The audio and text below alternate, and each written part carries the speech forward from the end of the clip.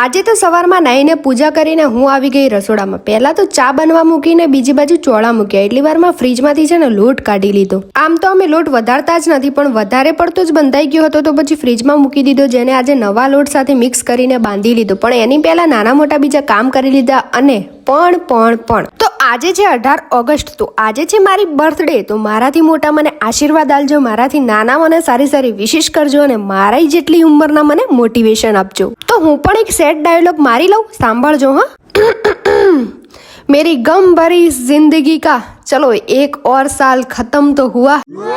ચલો હવે મસ્તી નહીં. Life is beautiful, I am beautiful, people are also beautiful until there is a ડીશમ ફૂલ. હિરલ આવેલી હતી તો પછી આજે જમવામાં રોટલી બનાવી અને બટાકાનું શાક મૂક્યું અને એક બાજુ મેં ભજીયા બનાવવાના ચાલુ કર્યા અને પછી એ જ ભજીયાવાળી તપેલીમાં લાસ્ટમાં દહીં એડ કરી તેને ફેટીને ચટણી બનાવી દીધી ભજીયા માટેની. લાસ્ટમાં મીઠામાં શીરો બનાવ્યો, એ પણ ઘઉંના લોટનો. તો મિત્રો ટાટા સી યુ. કાલે મળું નવા વ્લોગ સાથે. મહીસાગરની વ્લોગરને આટલો સપોર્ટ આપવા બદલ તમારો આભાર. અને યુટ્યુબ પર પણ આવી જજો લોંગ વ્લોગ જોવા માટે.